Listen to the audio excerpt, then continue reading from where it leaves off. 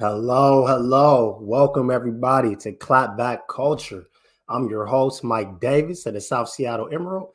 And as y'all can see, Julia's taking the night off, man. So shout out to Julia. I hope she feels better soon. But for tonight, it's just me and y'all. So this is a special treat for y'all. I got my guy Cuddy in the back as always. We're going to have Cuddy pop out for a few topics, but Cuddy likes to work the back. So we ain't going to force Cuddy to do too much.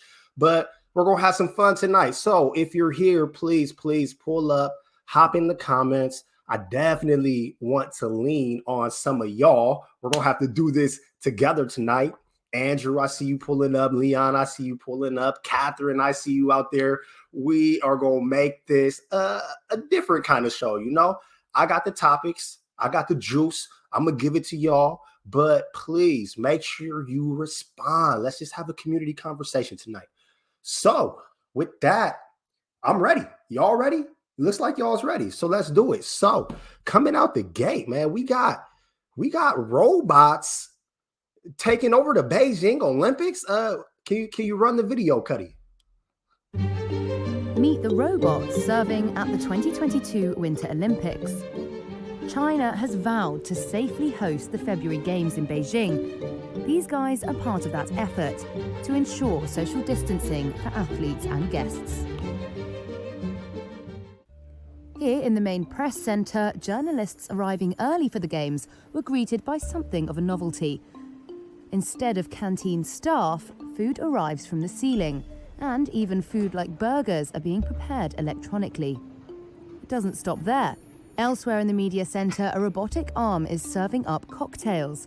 It can make over a dozen recipes and takes just 70 to 90 seconds to measure, shake and serve. Human bartenders are also on duty to lend a hand if that antiquated human touch is ever needed. It may not be service with a smile, but robot room service is at least social distancing friendly. This is one of the official Olympic hotels in Beijing. Guests type a PIN code in to access food. Another attraction at the press centre, a robot serving up ice cream. To buy the sweet treat, one must go to the cashier to pay first and get a receipt with a QR code.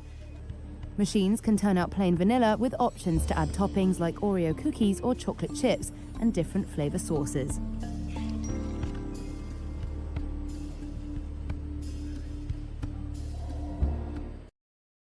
No.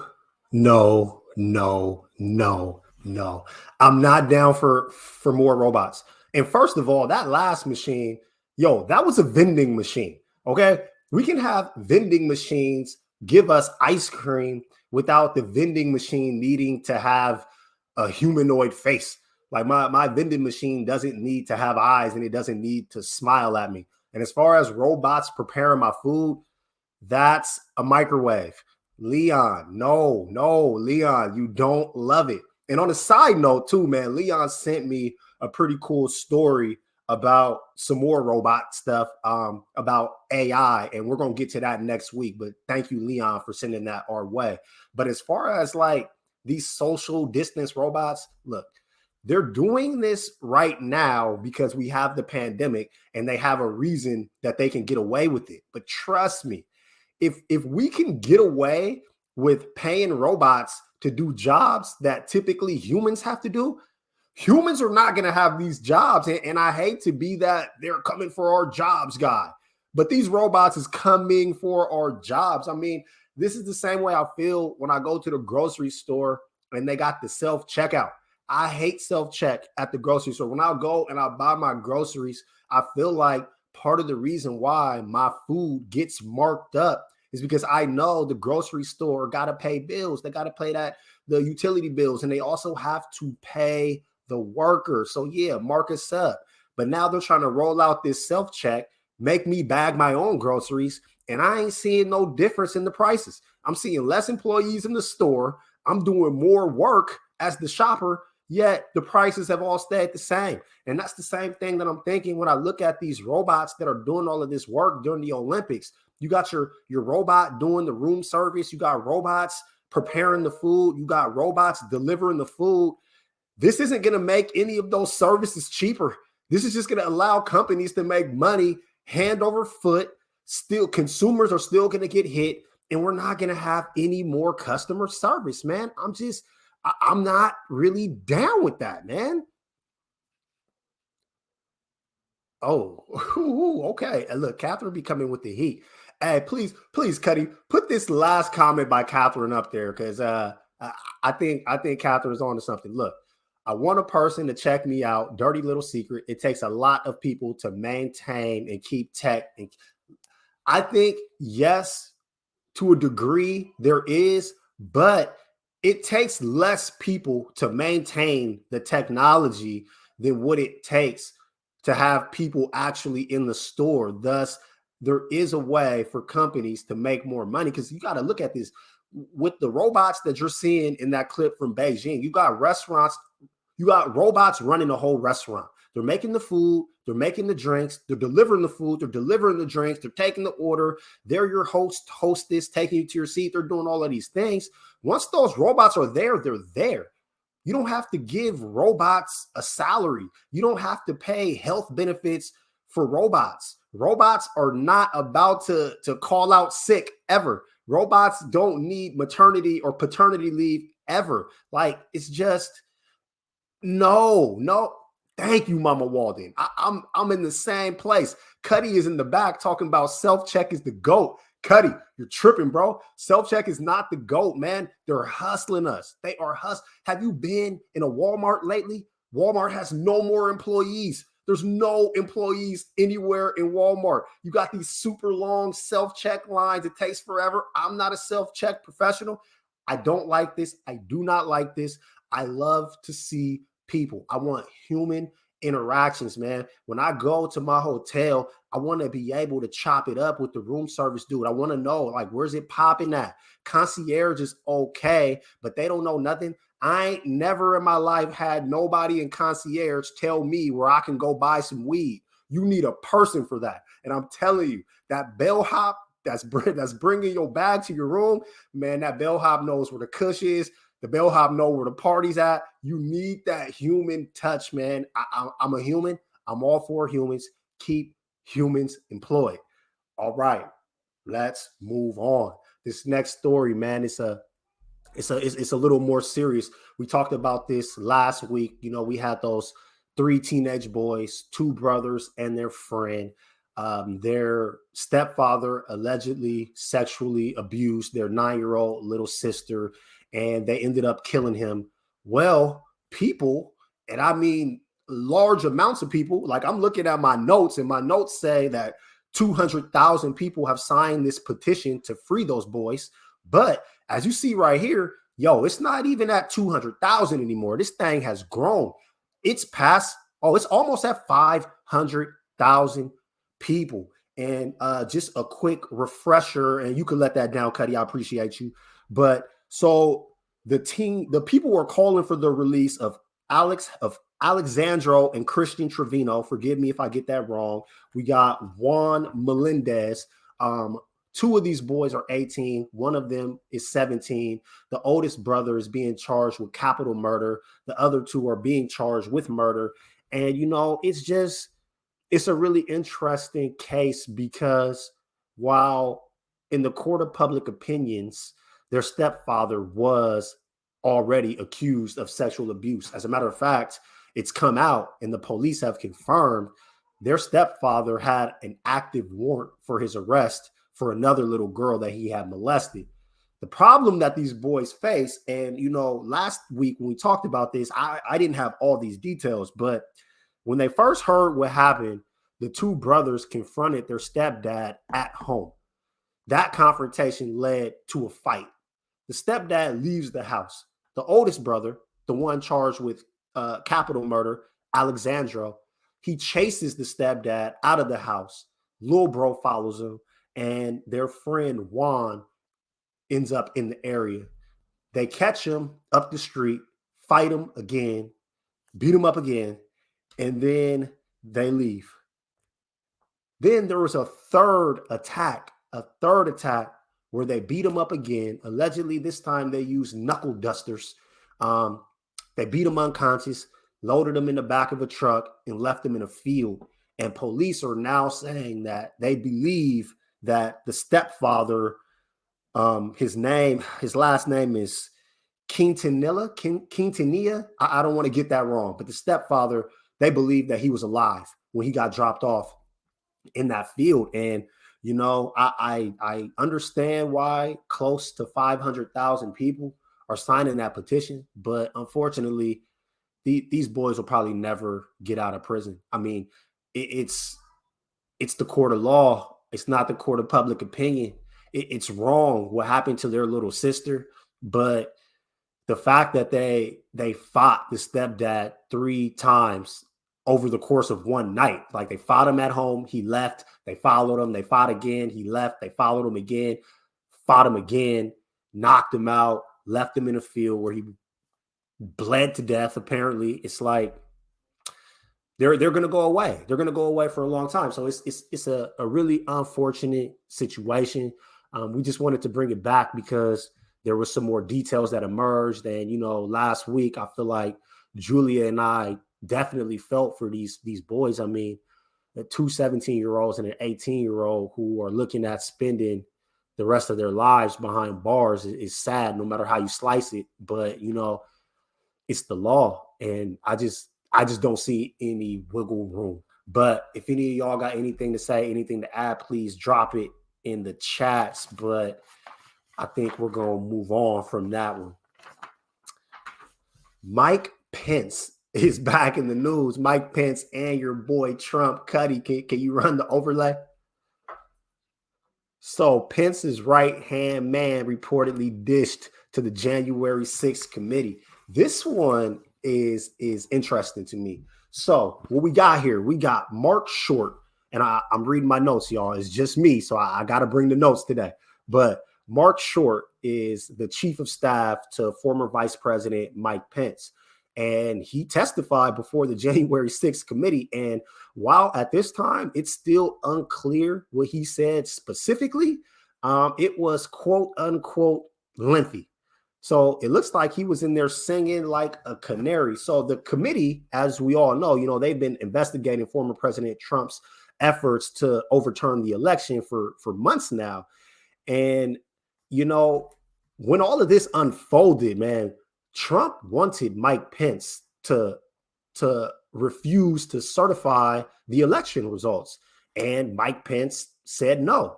A lot of the MAGA heads, man, these MAGA people, they were really, really mad at Mike Pence. As a matter of fact, there's footage on January 6th of some of those rioters, and they were chanting, "Hang Mike Pence." So they were mad. And Leon, that's a great point. I do not know where this guy was a year ago, but it's good that he's here now because, man, look, somebody has got to do some talking. And, Axios has actually reported that Mark Short has been very cooperative, and he showed up not only to testify, but he had some documents, he has some memos. But the important thing that I take from Mark Short coming and testifying is the fact that the January 6th committee isn't forcing anyone to testify. It's not like they're out here handing out subpoenas and forcing people to come to court and talk. They're asking people, they're trying, to work behind the scenes to convince people to come and testify. But these committees, man, they don't force you. So Mark Short came and talked all on his own. So it definitely makes sense that he would be there to spill the tea. I mean, why volunteer information if you're not going to give anything that's valid? The question that I have is, what does this really mean? I mean, at this point, I feel like in public opinion, we all know how we feel, but Trump is going to run again. And we know that Trump is going to run again. And I'm mulling it over in my head. And it's like, who's going to beat this guy? Who's going to beat Trump in 2024? Because we saw what happened on January 6th. We seen Trump's comments as things unfolded. He let his homies run up and do whatever they wanted to do. He hasn't really condemned them for anything that they did. As a matter of fact, in our next story, we're going to go visit former President Trump because he was in front of some cameras and he had some interesting things to say. But before we get there, it's just, I mean, the Democrats aren't really helping themselves right now, man. Like coming off of Trump, I mean, a lot of us would agree it wasn't the best presidency, man. Like he was a horrible guy. And the Democrats had an opportunity to come in right now and turn everything around. But look at where we are right now, man. We're like, with COVID is still here. It's still rampant. We got the Omicron, and even though Omicron hasn't really hit people as hard with the symptoms, it's still running a toll on our economy. Like we're like all of the problems that persisted because of COVID, all of those problems are still with us today. We haven't really moved on as a society from the point when Trump left to being this far into Joe Biden's presidency. And on top of like the COVID stuff, I mean, when you look at the campaign that Joe Biden ran and you look at all of the promises that he's made, I mean, he hasn't delivered on any of those promises. So it's like, what are we really doing here? I mean, I just seen a news clip today about Joe Biden saying a bunch of nice things about Mitch McConnell. And I don't want to quote Biden here because I don't have it in front of me, but it's like Joe Biden is still in this place of trying to play nice with the Republicans. He's still dancing in this middle ground when it's clear that the Republicans are never going to support him or support anything that he wants to do. So it's like, at what point do you show that you do have a spine and start playing hardball? And he's really failed. And like, I just feel like we really could have moved past Trump if we had a strong candidate from the Democratic Party that came in, turned everything around. We moved past this COVID stuff. Our economy was strong. People had jobs. He delivered on a lot of the social infrastructure stuff, man. Look, there's a lot of people that voted in our last election that are not going to vote in this next election. I mean, I guess I can't call it facts because I can't predict the future. But when you look at where we were in the world as far as how many people in America were working at home, how many people that were usually caught up in the hustle and bustle of their daily lives had their whole lives halt. And now we're all in the house. And now we're all on the screens. People watch the news more during like 2020 summer than people have ever watched the news anytime before. Trust me, I'm in the media. I'm telling you this. So people voted, man. People came out, and there were historic numbers of that last vote. I don't think that we're going to see that many people vote in 2024. Like, it just doesn't seem likely that will happen. So how are you going to get people on the fence? People like me. Yo, that last election, that's the first time in my life that I've ever voted in a presidential election. And the reason why I'm probably hanging so hard on the COVID stuff is because that's how Biden got my vote. I knew he was Mr. Law and Order. I didn't trust this man as far as I could throw him. I didn't think he was going to do anything for Black folks. I didn't think he was going to do anything for immigrants. I didn't think he was going to deliver on a lot of these promises. But I did think that as a career politician, that he would have been able to maneuver a little bit better to get us through COVID. But you got a lot of Republican governors, guys like DeSantis out here who were really just, they worked so hard to make sure that the COVID numbers in their state stayed high. And you look at what they did with all of their COVID policies, man. They don't want to force people to wear masks. They want to force kids to come to school in person and not make them wear masks when they get there. I mean, they're doing all of these things that are going to keep the COVID numbers high. And as long as people have to breathe air and people are allowed to travel, it's just going to keep spreading. So it's just... Oh, Mama Walden just hit me with one, man. You gotta put that up, Cuddy. You gotta put that up because Mama Walden, she's probably right, man. You know what I'm saying? I respect the elders, and she said, if you don't vote, you will be back in Jim Crow. But to that, I say, we're already trending back to Jim Crow. Are we not? When you look at everything that's going on with like critical race theory, and I mean, it's like, yes, the Democratic Party is weak, but I don't feel like Joe Biden stepping in slowed our descent back into Jim Crow. I really, really don't. I don't see it. I just seen somebody else drop mass incarceration into the chat. Joe Biden is the grandfather of mass incarceration. You know what I'm saying? So like, I never expected him to come in as president. And in that, I did expect him to come in as president and rebuild the infrastructure. That's what I thought that I would see. I thought that in a lot of ways where Trump went too hard, Joe Biden would have had course correction. Andrew Vroom in the chat just dropped the border. That's a big one. I mean, look at the immigration policy that Joe Biden has ran. Look at these ICE detention centers, man. Joe Biden is putting more people in ICE detention centers than Donald Trump did. You know what I'm saying?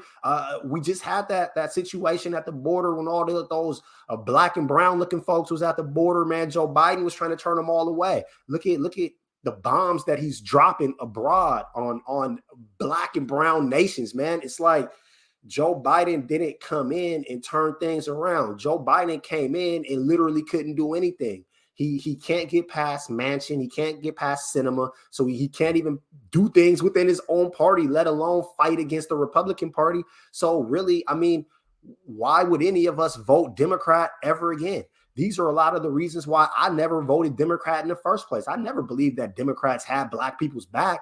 And as a black man in America, there's no politician that represents me. But I think that people rallied really hard against Trump to get Biden in. And by people, I mean black people. I'm talking Stacey Abrams. I'm talking about black women in southern states that were working their butts off to get folks to vote. They did all of that work to get Joe Biden in office. And if you pull up his Lift Every Voice plan and just go line for line, he literally hasn't delivered on anything. Wealth gap, education gap, student loans, healthcare. There's just so many things that he's dropped the ball on. So, and I'm not even trying to make this about Joe Biden like that, but we got to show you, run the clip, Trump. Just run the Trump clip, Cuddy, and then we'll come back and keep going. We begin, though, with those new developments from former President Trump, who used his rally this weekend in Conroe, Texas, to tease not only a presidential run, but presidential pardons, this time for all January 6 rioters. If I run and if I win, we will treat those people from January 6th fairly. We will treat them fairly. And if it requires pardons, we will give them pardons because they are being treated so unfairly.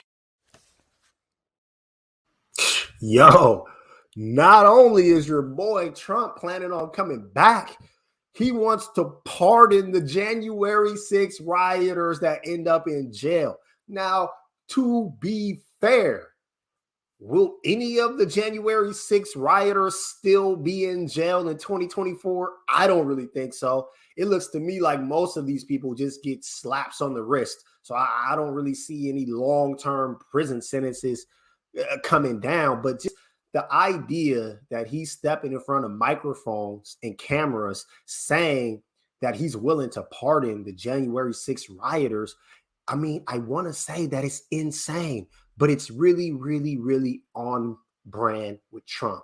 Nobody rides harder for their constituency than Trump. Nobody rides harder for their homies than Trump. When he says this, I believe it. Trump was giving out pardons like candy. I encourage all of you out there too. Google this. Google how many people Joe Biden has given presidential pardons to. Just go look it up, man. Joe Biden is the grandfather of mass incarceration, man. Joe Biden doesn't want to see anybody get out of jail, but it's really interesting that the Department of Justice isn't going a lot harder to put those January 6 rioters in jail. That was a blatant attack on democracy. That was a blatant attempt to overthrow an election. And not only are the rioters and insurrectionists out here getting slaps on the wrist, man, I think last time I checked, I saw 16 states make restrictive voting laws. So like it's happening, like the vote, like they're taking over the vote. What are we going to do? We just had the Voting Rights Act. What happened with that? It failed. Democrats couldn't even get that passed. So it's just, when I see that clip of Trump and I hear that rhetoric, man, and I'm looking around this country and I'm having conversations with real people out here, man, it doesn't look good for the Democrats in 2024. On the Republican side, if I had to guess, I'd probably say that DeSantis might run. But at this point, do I even think that DeSantis could beat Trump? I don't know, man. Trump plays real dirty. It's hard to say. But as far as Democrats go, if you know a Democrat that you honestly think has a snowball's chance of winning in the next presidential election, drop that in the chat, because I would love to dive into that. Because when I look at the Democratic Party, man, I got nothing. And I don't even know that Bernie's going to give it another go, man. Oh, Leon, man, you're absolutely right. So, I mean, we're going to have to figure something out. I don't know what it is, but we are going to take a break. When we come back, we're going to jump into some of these topics that are all focused on doing it for the culture, this clapback culture. I'll see y'all after the break.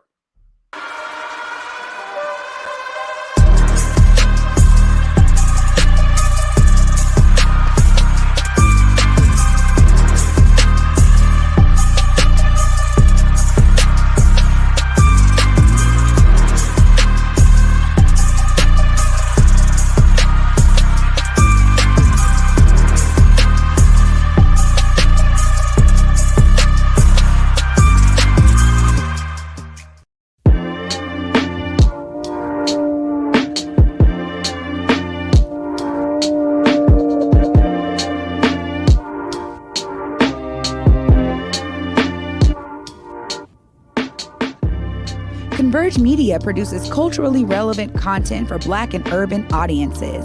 Our coverage is raw, transparent, and objective, praised by community leaders, government officials, and residents.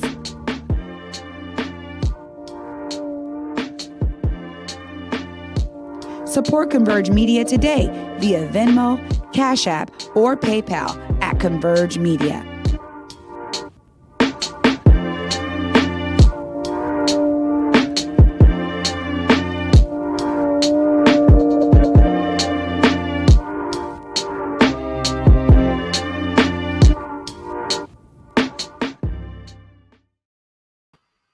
Welcome back to Clapback Culture. I'm your host, Mike Davis. Jessie is not with us tonight. Sending a lot of love to Julia. Before we get into the next topic, though, man, I told y'all, today I want to be in the comments. I want to talk to y'all. Elizabeth Warren for president? You've got to be kidding me, man. Come on, Leon. I expect more from you, Leon. You're always here. I always respect your opinion. There's no way Elizabeth Warren will win. I don't think that she's ready to play dirty enough, man. Like, Trump is going to call her Pocahontas and he's going to make fun of all of that stuff again. And, she's just going to fold under the pressure. You want to beat Trump, man, you're going to have to play a little dirty, because he's going to play dirty. Warren's a good name to put out there. That's a progressive candidate, but I don't see it happening, man. Also, too, man, we really need a third political party, to be honest.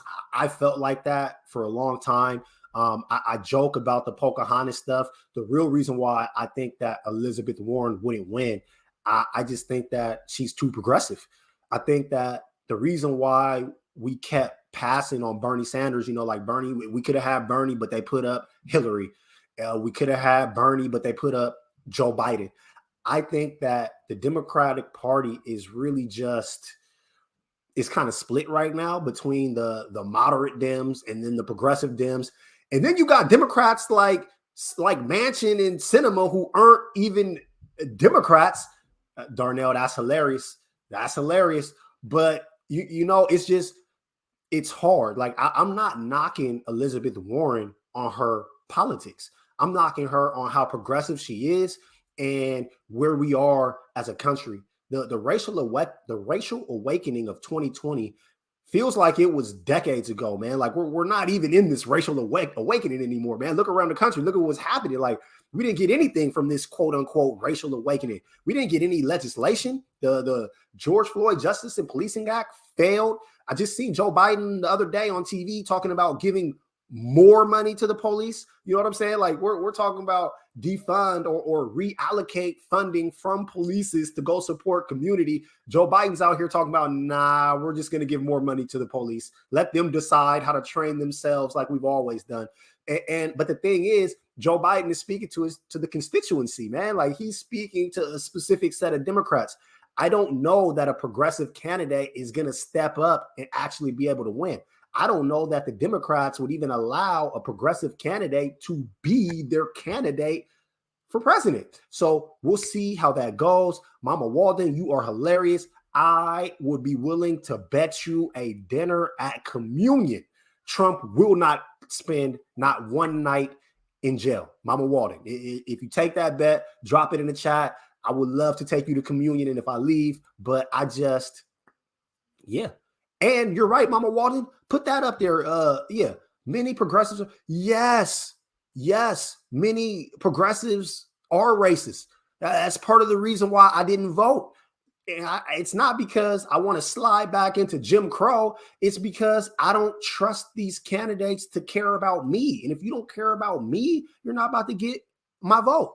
And Andrew Vroom, I see your comment. You know we're going to talk about the NFL. We just got a couple of topics that we get to before we get to this racism in NFL. Right now, I got to bring my guy Cuddy in for this next topic, man. This is a big one for our community, man. We got more than 12 HBCU campuses were targeted with bomb threats. Thank you for putting this overlay. I mean, look at this, man. Look at this map, y'all. These are crazy. And this is the first day of Black History Month. And I'm going to toss it to you, Cuddy, but I want to say that this isn't even an isolated incident. We had 8 HBCUs on Monday receive bomb threats. And then going all the way back to January 5th, we had HBCUs receive bomb threats on that day as well. So, Cuddy, you went to an HBCU, man. What's your thoughts here? Even before speaking on going to an HBCU, this whole wave of bomb threats actually hits home because my little sister is a part of that experience. My little sister is currently a sophomore at Xavier University. And I believe it was Monday. She hit the family group chat and was like, hey, you guys, just letting you know that I'm fine, that our school got a bomb threat, so they canceled class. I'm about to go back to sleep. But it's like, she played it off so smooth, but the fact that that's like real life and that's a reality for her, for that to be something to experience, not only just at schools, because I mean, yeah, you have that caliber of events or like things to happen at PWIs as well, but just with the whole climate and this like the world that we're in, and the fact that's like hearing something like that and knowing that my baby sister is down there, like, yeah, it's a threat, and yeah, have we seen the bomb actually go off at one of these schools? No, but the fact that you don't know what people are capable of, so I wouldn't put something like that past anybody, And so I just be like, dang, like I can't even get to her that fast. She's all the way in New Orleans. I'm up here. So it's definitely something to like on the back of my mind that I worry about. As far as going to an HBCU, bro, just knowing that the things that like the culture of an HBCU and the things that is cultivated and what's the society of an HBCU has going on, it's like it doesn't. A bomb threat and you bringing that over here doesn't even correlate to me. Like, how do those two things even cross paths, bro? And it just goes back to like, it don't just racism and the things that we've been through just as Black people, as a culture, like to have to still go through these things, bro, hundreds of years later, it's just not cool to me. And it's like definitely something that you feel me needs to be addressed and shouldn't be taken lightly. It needs to be followed up on and honestly find the root source of these bomb threats. Because the fact of having in that short amount of time, having that many different HBCUs be threatened, it has to be some correlation between those threats going around, like whether it be the parties that know each other or it's one single party doing all of them.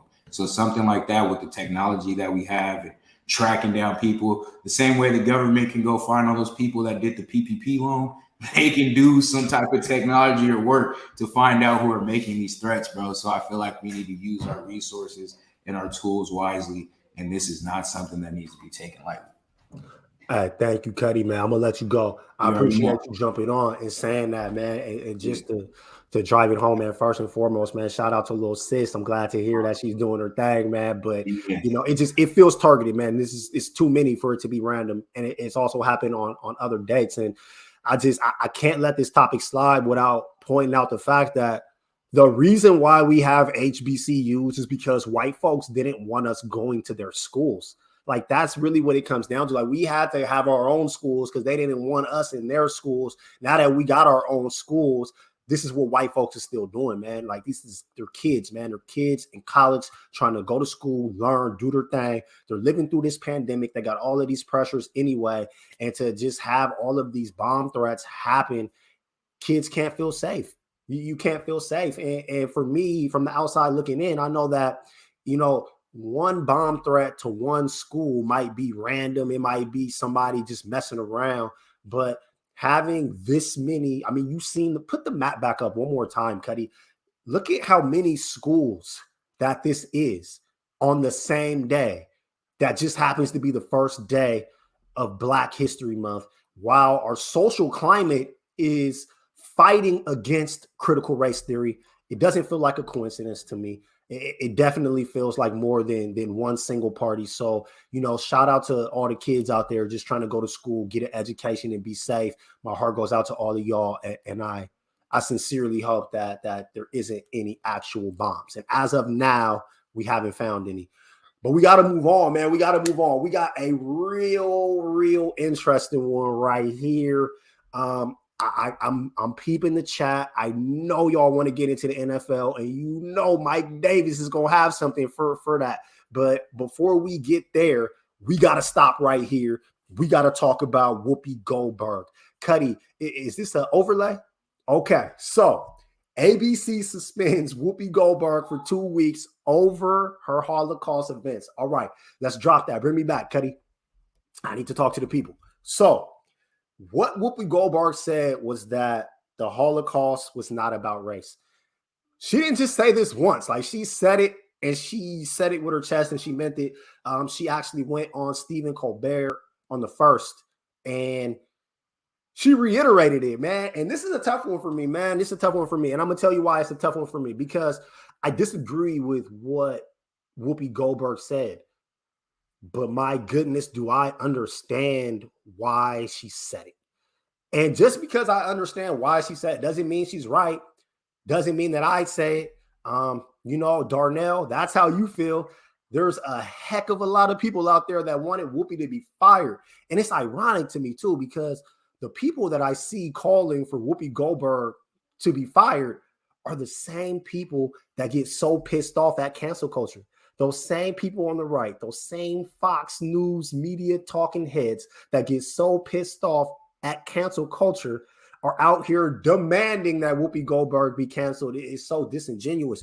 But I do want to talk about what she said, man. So first and foremost, the Nazis believed that they were the superior race. It's hard to say that the Holocaust wasn't about racism when it was driven by the belief that one group had racial superiority. I think what Whoopi said was that, in her view, it was about ethnicity and not about race. But if you put yourself in the shoes of a Jewish person and the Holocaust happened, I mean, sorry, I'm reading the comments as I'm talking. I understand, but I want to talk about where Whoopi was coming from, because race is a social construct, man. Like, there's no real merit to race. Like, on a biological level, when you look at race, like, some people have more melanin in their skin than others, but outside of that, man, humans are just humans. And if you look at our DNA, it all goes back to a common ancestor who we all know was a woman in Africa. But the idea of race is very important. And I see Catherine's comment, and I also saw what she said on Stephen Colbert. And I'm not willing to go as far as to say that I agree with her, but I do want to break down for people where I think she's coming from. As a Black person in America, we don't have a choice, man. Like Mike Davis can't be white passing. I got brown skin and dreadlock hair. Like I'm Black. When I walk around, I'm Black. When I go to that job interview, I'm Black. When I, you know what I'm saying? When I get pulled over by the police, I'm Black. Jewish people look white, man. It's just a fact. And it's crazy. To me personally, like if I saw 10 white people just standing right in front of me right now, I promise you, I would not be able to tell you who's Jewish and who's not. To be honest, for a long time growing up, I thought being Jewish was a religion, not your race. I had to get older and become more informed and, you know what I'm saying, and go through my own learning process to actually understand the fact that Jewish people do look at themselves like a race. I think it gets a little deeper, though, when we're talking about Whoopi Goldberg, because Whoopi Goldberg works in Hollywood, man. And you got to look at the power dynamics that are at play in Hollywood. Whoopi Goldberg is a Black woman, a heavyweight Black woman with dreadlocks named Whoopi working in Hollywood, man. You don't know how hard it had to be for Whoopi in Hollywood. And when she's in Hollywood, who does she see in all the positions of power, man? It's white Jewish people. When Whoopi Goldberg is looking at race, she's looking at race through the lens of oppression. She's looking at her race as a Black woman, as the oppressed class. We know that the Holocaust happened. We know how horrible the Holocaust was. I'm not here to swap trauma stories, but I am here to say, if you look at America and you look at where Jewish people stand in the social hierarchy of America, I understand why Whoopi said what she said. I'm not going to say that I agree. I'm not going to say that I would never say the same thing. But I do think that the 2-week suspension was actually too much, to be honest. I think that this is something that could have been discussed. I think that this is something that could have been treated as a learning moment. I feel like I watched Meghan McCain say all sort of wild stuff on The View, and I wasn't seeing her get suspended. She ended up quitting her job on her own. But, like, you know what I'm saying? Like, I feel like it's a fair conversation to have, and I think that there's a lot of layers. I think that I could take it to another place, man. I was having a conversation with my partner the other day about somebody. It was an older person, and they said something, and Darnell, I see you in the chats, bro. I can't take it there, but I see you, bro. I see you. But I was talking to my partner, man. I was talking to my girl, and she said something about somebody, and they was Irish, and I was like, man, they're Irish. And she was like, okay, but they're still white. And I said to her, they're white now. And what I meant by that, again, is going back to race as that social construct, man. There was a time when these immigrants, these immigrants that were Irish, these immigrants that were Polish, man, they wasn't white people, man. They wasn't. They had to become white people. Now they get to be white people and they get to walk around with their white privilege. But there was a time when they couldn't. And I only say that because our ideas around race and how we view race are actually extremely fluid. It changes. It changes. The only thing that hasn't changed really is where Black people stand. We haven't been fluid. We've been Black since we got here. We was Negroes then, and we're going to be that for who knows how long. So when I hear Whoopi Goldberg say that, I understand where she's coming from. She's coming from a place of, to her, race has a connotation that's linked with oppression. And in her experiences, she's not seeing the present day, right here, right now, oppression. She also felt that it was an ethnicity and not a race. So I just wanted to say that. I just wanted to put that out there. I'm peeping the comments. Yeah, man. I feel like y'all's with me, man. But man, we're running out of time, man. I didn't think that we was gonna run up against it like this, man. What we're gonna do, we're gonna take a real quick break, and then when we come back, I'm gonna bring Cuddy on, and we're gonna talk about this NFL story. I'll see y'all real soon.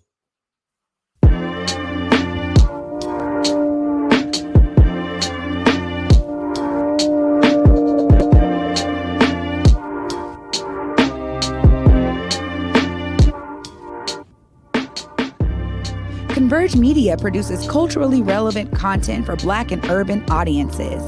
Our coverage is raw, transparent, and objective, praised by community leaders, government officials, and residents.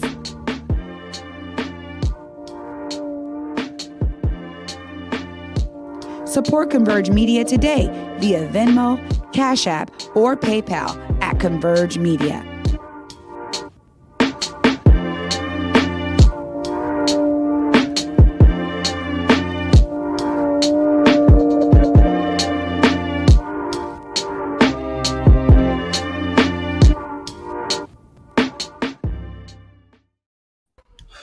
Welcome back, Cuddy. You're here with me, man. So, man, I'm gonna give you the choice, man. Where we going right now, Cuddy? We going ASAP Rocky or we going NFL? Nah, let's go NFL first because that's a little more serious topic, and then ASAP because it might be a little comedic with that one because I got some things to say about that. So we're going to do that, but real fast before we do that, I do got to say Leon put up a comment. I think it summed up our last conversation very well. Leon said that he thinks Black people were talking about race and Jewish people were talking about the Holocaust. That is the disconnect. There is a disconnect. We got to find a way to come together. Let's talk about the NFL. Former Dolphins head coach Brian Flores is suing everybody, man. He's suing the NFL. He's suing the Miami Dolphins. He's suing the New York Giants. And he is suing the Denver Broncos for discrimination in the hiring practices. And before we get into that, and I promise I'm going to pass it to you, Cuddy, I think that it's really important to explain one thing. As soon as this lawsuit came out, first day of Black History Month, NFL released a statement immediately, probably an hour later. Crazy how fast it was. They said that there was no merit to Brian Flores' claims. Funny how they said that there's no merit to these claims when you gave yourselves a whole hour to do an investigation. There was no investigation.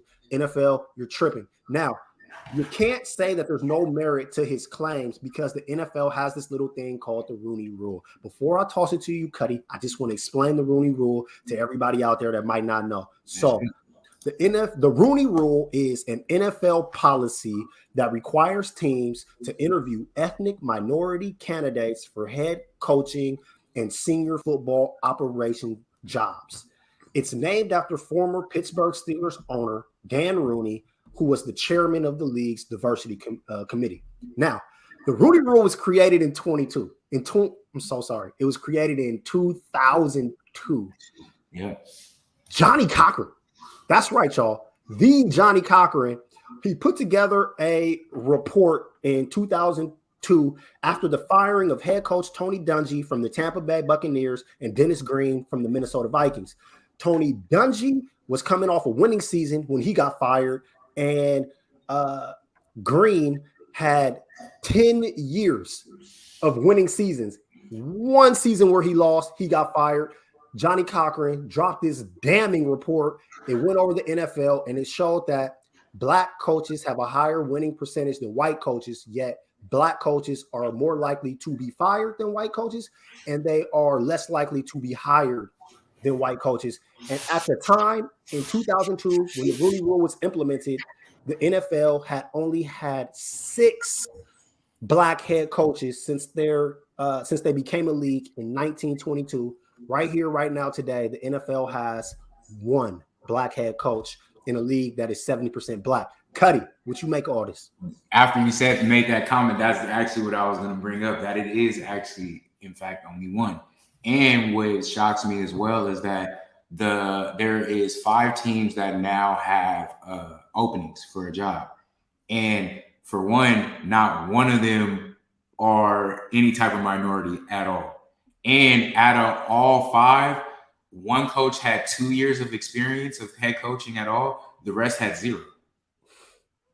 That doesn't make any sense to me, bro. And then just the story in general, it actually hits me a little different because, I be in Miami. You feel me? My brother plays for the Dolphins. So that was his actual coach. So I definitely want to chop it up with him to get his take. But on this topic, recently I watched some interviews about it, seeing social media and whatnot. So I don't want to speak too much, or you can't quote me because, I don't like to speak on things I don't know too much about. But what I will say, and from what I have seen, is that there is allegations of I forgot what organization it was, but to offer the coach money to like lose games. So then that way it puts him in a better position for draft picks and whatnot. And it's funny that that's something that they would do, because when I watched the recent interview on the podcast called The Pivot, hosted by Ryan Clark, Shannon Crowder, and Fred Taylor, they had Coach Hugh Jackson from there. And if we know that, we know he was at the Cincinnati Bengals. He was at the Browns, and what's crazy, and the Raiders. So he started out at the Raiders when 8-8 had a winning season. Boom. Then he goes to Cleveland, or no, not Cleveland. What's the team before that? The Bengals. Yep. He has another winning season there, and then from there, that's when he went on that one for 31. But the thing about it is, he was saying how he was evaluated, and like typically how the process goes. Like if you do get let go from that job, it's a funnel system. You usually drop down to like a defensive coordinator or offensive coordinator. Like he didn't get any of that.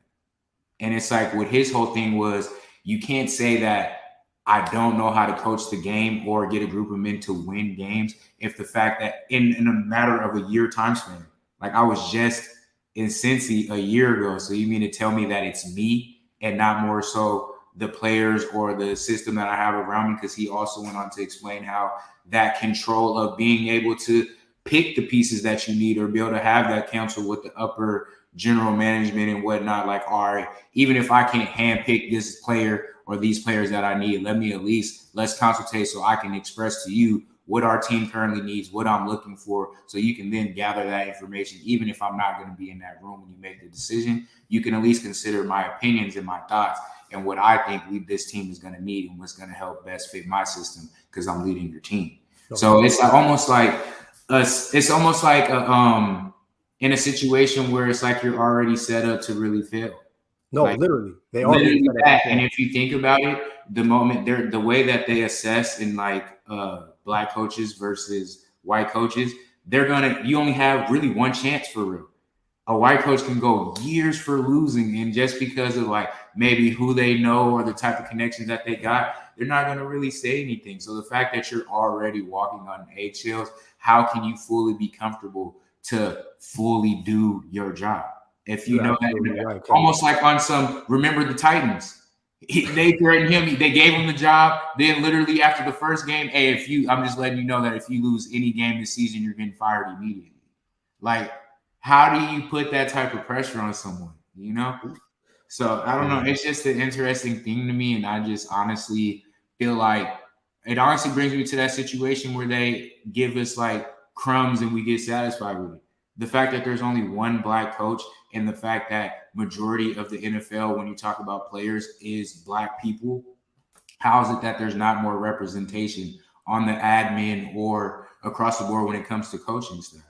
But one thing I would give some praise to is the head coach in the staffing at Tampa Bay Buccaneers. And in those leadership positions, they're led by black and African-American people. So it also shows as an example that we're very well capable of leading. And so, yeah, I don't know. I just think it's like, it's not cool, bro. I think that they definitely are using it as like that token black coach up there so they can shut us up so we don't say anything. So you can't say, oh, we don't hire minority coaches, when it's like, yeah, you hire them, but look at the situation that you hire them in. It's almost like the system's geared for them to get in and get out of there, you know? Yeah, well, one thing too that's interesting is the Rooney Rule is named after Dan Rooney. He was the owner of the Pittsburgh Steelers. We keep saying that there's only one black head coach. He's at the Pittsburgh Steelers. And on top of that, the Pittsburgh Steelers have only had 3 head coaches in the history of their organization. They don't fire coaches. So they brought Mike Tomlin in. He was not a Rooney Rule hire. They made that clear. They also interviewed Ron Rivera, who's Hispanic. Mike Tomlin got the job off merit, and he's actually done a really good job. I think what really bothers me about this Brian Flores situation is that the Miami Dolphins thought that they were going to be terrible. He came in and the roster was terrible. Then they told him that they would give him $100K per game to just lose. Brian Flores didn't want to lose. What they really wanted to do was the same thing that they did to Hugh Jackson. There's reports now that the Browns were paying Hugh Jackson $50K a game to lose. They wanted Flores to lose so that they could fire him once they got the draft picks and the team got good. The problem with that is you put a white coach right in there, so then it fits that. And Flores started winning. And that's the crazy thing about the Dolphins. Brian Flores had 2 back-to-back winning seasons. Those are the Dolphins' first back-to-back winning seasons in 20 years. How do you fire I was blessed to witness that? those, so I'm definitely praising that. Yeah. You know, now, I gotta ask you though, Kelly. I got a question for you. What do you make of this? Because part of his lawsuit is discrimination in the hiring process because he felt that these Rooney Rule interviews were a sham. People have been calling these Rooney Rule interviews a sham for years. It's very documented. A lot of writers have written about it. It's a very, very hard thing to prove. In this case, we got Bill Belichick, soon to be Hall of Fame coach from the New England Patriots. He accidentally sent a text message to the wrong Brian. He sent Brian Flores a message that was meant for Brian. I don't have his last name in front of me. This white Brian interviewed for the head coaching job of the New York Giants. The New York Giants were going to hire him because of the Rooney Rule. They had to give a black guy an interview. They were going to give it to Brian Flores. Before the interview happened, he gets a text message from Bill Belichick congratulating him on getting the Giants job. Brian Flores is like, what do you mean? I didn't. How did I get the job? I don't interview until Thursday. Then they realized Bill Belichick made a mistake, sent it to the wrong Brian, and it looks like that was the straw that broke the camel's back. That was when Brian Flores was like, nah. I got to say something. Yeah. But my question for you is, does Brian Flores now become Colin Kaepernick? Do you think that he's going to be yes. Or do you think he'll work again? Yes, but the fact he knows that yes, for sure. And what's crazy that you brought that up, because now you just gave me context, because I've seen memes and stuff on Twitter like, oh, Bill Belichick's phone is only like 2 names now. And I'm like, dang, where did that come from? So the fact that you say that, bro, it puts everything together. But to answer your question, yes, this is definitely going to give him that Kaepernick treatment. But it also, we can point out and say this, he knew that going into it. He even said this very well cost me my coaching job and what I love to do and what I feel like I'm put on this earth to do. So with the fact that he already knew that sacrifice, I feel like it's going to be more beneficial for him taking this, being that sacrificial lamb right now. And the fact that he understands that, and I feel like he knows exactly what he's doing. Yeah. As far as what his plan may be, because at the end of the day, you don't do something like that could potentially blackball you in your own career path without knowing that there's a bigger picture that I'm sacrificing for. So although he might be taking this bullet, this might also bring up a lot of conversations and make a lot of different policies and rub some other people the wrong way. We're like, dang, maybe we do need to reconsider how we do things, and we can start seeing a lot more minority coaches and just staffing in general come in from this years from now, which I hope is the case because, yeah, as you can see, with 32 teams and you only have 1 black coach, but out of those 32 teams, damn near 60% plus is black on your roster. So how does that work? No, you're absolutely right. And I know that we're out of time, y'all. We'll definitely come back to this topic, man. It's a big one. Man, I had another note and we don't got time. We talk about Rihanna. Oh man, look. We got to do it. We got to do it next time, y'all. I apologize. We are at the hour. That is our show, man. I had so much fun kicking it with y'all. I appreciate you. I am Mike Davis. You can find me at the South Seattle Emerald. You can also find me on Converge morning update show Wednesday mornings around 11:08. Man, they usually get me in pretty fast. I have a lot of fun with those guys. Cuddy, what you gonna be up to, man? Where can people find you? Man, you guys can find me on Instagram at Cuddy the Sensei. That's my main platform that I use. We got a lot of things going right now, whether it be Converge. We got some new merch coming, so I know you guys keep seeing that commercial that I'm playing. So you guys can definitely expect a new commercial with some new drip once we get that stuff going, bro. And yeah, we just getting after it, bro. You can, like I said, you can follow me at Cuddy the Sensei on IG. Perfect. All right. Well, that's our show for tonight. Thanks for joining us. Appreciate all y'all in the chat. Y'all came strong tonight. Had a lot of fun. Good night, y'all. Peace.